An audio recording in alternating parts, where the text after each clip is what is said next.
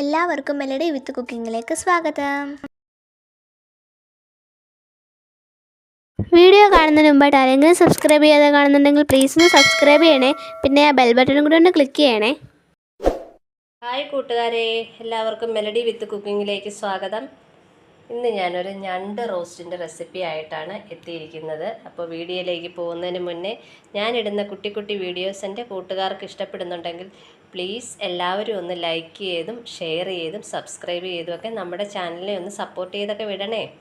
അപ്പം നിങ്ങളുടെ സപ്പോർട്ട് പ്രതീക്ഷിച്ചുകൊണ്ട് നമുക്ക് പാചകത്തിലേക്ക് പോകാം. അപ്പോൾ ഈ ഞണ്ട് ഒരു 1/2 കിലോ ഞണ്ടുണ്ട്. അത് വൃത്തിയാക്കി അതിൻ്റെ അഴുക്കും പൊടിയും ചെളിയും ഒക്കെ കളഞ്ഞ് നന്നായിട്ട് കഴുകിയതിന് ശേഷം രണ്ടാക്കി മുറിച്ച് ഉപ്പും മഞ്ഞളും ഇട്ട് വേവിച്ച് വെച്ചിരിക്കുകയാണ്. വെള്ളമൊന്നും ഒഴിക്കാതെ നമ്മൾ വേവിച്ച് വെച്ചിരിക്കുവാണ്. ഇതിന് വേണ്ട ബാക്കി സാധനം എന്തുവാന്ന് നോക്കാം. 2 സബോള ഇതുപോലെ നീളത്തിൽ കനം കുറച്ച് അരിഞ്ഞ് വെച്ചിട്ടുണ്ട്. അതുപോലെ 5-6 അല്ലി വെളുത്തുള്ളി, ഒരു ചെറിയ കഷ്ണം ഇഞ്ചി, ഇത് ഇതുപോലെ പൊടിയായിട്ട് അരിഞ്ഞ് വെച്ചിട്ടുണ്ട്. ഒരു തണ്ട് കറിവേപ്പിലയുണ്ട്. ചെറിയൊരു തക്കാളി നീളത്തിൽ അരിഞ്ഞ് വെച്ചിട്ടുണ്ട്. 2 പച്ചമുളകും എടുത്തിട്ടുണ്ട്. ബാക്കി മസാല പൊടികളൊക്കെ നമുക്ക് വഴിയെ കറി ഉണ്ടാക്കുമ്പോഴത്തേക്ക് കാണാം. അപ്പോൾ ഇനി സമയം കളയാതെ നമുക്ക് ഈ ഞണ്ട് റോസ്റ്റ് പെട്ടെന്ന് തയ്യാറാക്കാം. ഞാനിവിടെ ഒരു ചീനിച്ചട്ടി അടുപ്പിൽ വെച്ച് ചട്ടി ചൂടായപ്പോൾ ഒരു 2 ടേബിൾ സ്പൂണോളം എണ്ണ ഒഴിച്ച് കൊടുത്തിട്ടുണ്ട്. എണ്ണയും ചൂടായി. ഇനി നമുക്ക് കടുക് പൊട്ടിക്കാം. ഇവിടെ കടുക് അങ്ങനെ പൊട്ടുന്നുണ്ട്. കടുക് പൊട്ടിയതിന് ശേഷം ഈ അരിഞ്ഞു വെച്ചിരിക്കുന്ന ഇഞ്ചി, വെളുത്തുള്ളി, പച്ചമുളക്, സവോള, തക്കാളി ഓരോന്നായിട്ട് നമുക്ക് ചേർത്ത് കൊടുക്കാം. ഇഞ്ചി, വെളുത്തുള്ളി, കറിവേപ്പിലയും കൂടെ ഇട്ട് കൊടുത്തിട്ടുണ്ട്. അതിൻ്റെ ആ ഒരു പച്ച മണമൊക്കെ ഒന്ന് പോയി ഒന്ന് മൂത്ത മണം വരുമ്പോഴത്തേക്കും നമുക്ക് ഉള്ളി അരിഞ്ഞത് പച്ചമുളകും ഒക്കെ കൂടെ ഇട്ട് കൊടുക്കാം.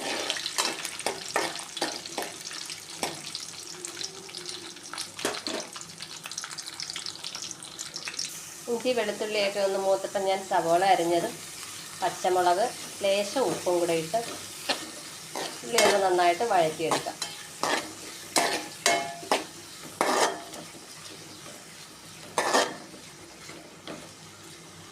തീ ഒന്ന് കൂട്ടി കൊടുക്കട്ടെ, ഇച്ചിരി തീ കുറവാണ്. നന്നായിട്ടൊന്ന് വഴഞ്ഞു വരട്ടെ. ഉള്ളി ഒരല്പം വാടിയപ്പം ഞാൻ അതിലേക്ക് തക്കാളി ഇട്ട് കൊടുത്ത് ഒരു 1/4 സ്പൂൺ മഞ്ഞൾപ്പൊടിയും കൂടെ ചേർത്ത് കൊടുത്തിട്ടുണ്ട്. ആ തക്കാളിയും കൂടെ ഒന്ന് നന്നായിട്ട് വാടിയൊക്കെ വരണം. ഇവിടെ ഉള്ളി തക്കാളിയൊക്കെ നന്നായിട്ട് വഴഞ്ഞു വന്നിട്ടുണ്ട്. ഈ സമയം ഒരു 1/2 ടീസ്പൂൺ പെരിഞ്ജീരകവും ഒരു 1/4 ടീസ്പൂൺ കുരുമുളകും കൂടെ ചതച്ച് പൊടിച്ചാണ് അത് ചേർത്ത് കൊടുക്കുക.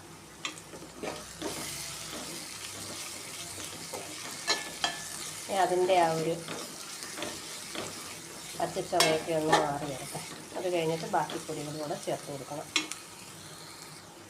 ഇനി നമുക്ക് പൊടികൾ ചേർത്ത് കൊടുക്കാൻ സമയമായിട്ടുണ്ട്.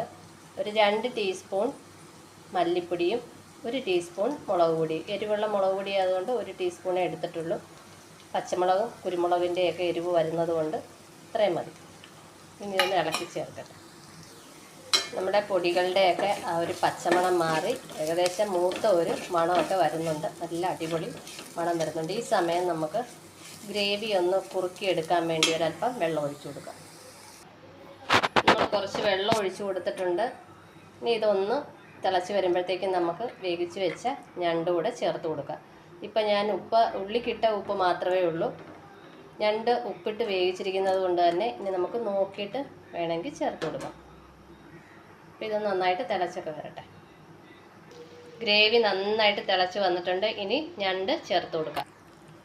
ഞണ്ട് വേവിച്ചതും കൂടെ ഗ്രേവിയിലേക്ക് ചേർത്ത് കൊടുത്തിട്ടുണ്ട്. ഇനി നന്നായിട്ട് ഇതൊന്ന് ഇളക്കി യോജിപ്പിക്കാം.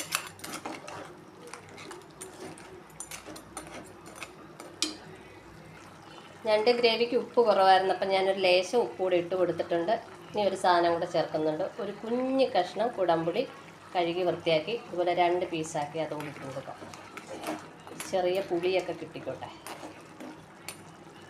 നമുക്ക് പതുക്കെ ഒന്ന് അടച്ച് വെച്ച് കൊടുക്കാം. തീ ഒന്ന് ചെറുതാക്കിയിട്ട് അടച്ച് വെച്ച് കൊടുക്കാം.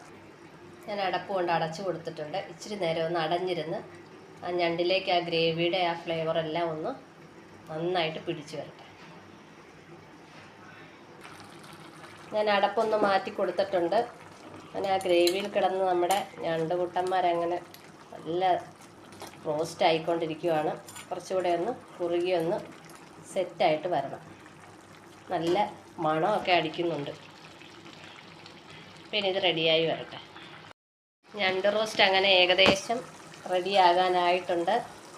ഇതാ കുറുകി എണ്ണയൊക്കെ തെളിഞ്ഞ് വരാൻ തുടങ്ങി. ഒരല്പം കൂടെ ഒന്ന് ആയിക്കോട്ടെ. അത് കഴിഞ്ഞിട്ട് നമുക്ക് ഒരു പ്ലേറ്റിലൊക്കെ എടുത്തിട്ട് കാണാം. അടിപൊളി ഞണ്ട് റോസ്റ്റാണ്. ഈ കാലിൻ്റെ തുമ്പത്തുള്ള ആ കൊമ്പൊന്നും ഞാൻ ഒടിച്ച് കളഞ്ഞിട്ടില്ല. എന്തായാലും നമ്മളത് കഴിക്കുമ്പോൾ കളയും. കാലിൻ്റെ അകത്തുള്ള മാംസം കഴിച്ചിട്ട് അത് കളയാനുള്ളത് കൊണ്ട് ഞാനത് കളഞ്ഞിട്ടില്ല. പിന്നെ ഇതിന് പൊന്ന് ഉള്ള ഞണ്ട് ഇതിനകത്തുണ്ടായിരുന്നു. അതുകൊണ്ട് തന്നെ ഗ്രേവിക്കൊക്കെ നല്ല ടേസ്റ്റുണ്ട്. ഒന്നുകൂടെ ഒന്ന് ആയിക്കോട്ടെ. അത് കഴിഞ്ഞൊരു പ്ലേറ്റിലൊക്കെ എടുത്തിട്ട് നമുക്ക് കാണാം. അപ്പോൾ കാണുമ്പോൾ തന്നെ നമുക്ക് ചോറ് കഴിച്ചോളാൻ തോന്നുന്നത്. പലഹാരത്തിൻ്റെ കൂടെയും ഈ ഞണ്ട് റോസ്റ്റ് കഴിക്കാൻ പറ്റും. വളരെ സൂക്ഷിച്ച് കഴിക്കേണ്ട ഒരു സാധനമാണിത്. അപ്പോൾ ഇനി നമുക്കിതൊരു പ്ലേറ്റിലൊക്കെ എടുത്തിട്ട് കാണാം. കൂട്ടുകാരെ, അങ്ങനെ നമ്മുടെ വെടിക്കെട്ട് ഞണ്ട് റോസ്റ്റ് ഇവിടെ റെഡിയായി കഴിഞ്ഞു. കാണുന്ന പോലെ കഴിക്കാനും അതിൻ്റെ ഗ്രേവിക്കൊക്കെ സൂപ്പർ ടേസ്റ്റ് ഉണ്ട്. അപ്പം ഞണ്ട് റോസ്റ്റൊക്കെ വെക്കാൻ അറിയാത്തവരാരെങ്കിലും ഉണ്ടെങ്കിൽ കണ്ടു നോക്കിക്കോളൂ. സൂപ്പറാണ്. പിന്നെ ഇതിനകത്ത് ചേർത്തിരിക്കുന്ന ചേരുവകൾ അവരവരുടെ ഇഷ്ടത്തിന് എരിവും പുളിയോ ഉപ്പും ഒക്കെ കൂട്ടുകയോ കുറയ്ക്കുകയോ ഒക്കെ ചെയ്യാം. അപ്പോൾ ഇന്നത്തെ വീഡിയോ ഇത്രയേ ഉള്ളൂ. ഈ കുട്ടി വീഡിയോ നിങ്ങൾക്ക് ഇഷ്ടമായിട്ടുണ്ടെങ്കിൽ തീർച്ചയായും എല്ലാവരും ഒന്ന് നമ്മുടെ ചാനലൊക്കെ ഒന്ന് സപ്പോർട്ട് ചെയ്ത് വിടണേ. അപ്പോൾ ഇത്രയേ ഉള്ളൂ. പെട്ടെന്ന് തന്നെ നമുക്ക് ഭക്ഷണം കഴിക്കണം. ഞണ്ട് റോസ്റ്റൊക്കെ അടുത്തുണ്ടെങ്കിൽ ഞണ്ട് കഴിക്കാൻ ഇഷ്ടമുള്ളവർക്ക് ഇത് കാണുമ്പോൾ തന്നെ കൊതി വരും. അപ്പോൾ എനിക്കും അതുപോലെ തന്നെയാണ്. എനിക്ക് ഭയങ്കര ഇഷ്ടമുള്ളൊരു സാധനമാണ് ഞണ്ട്.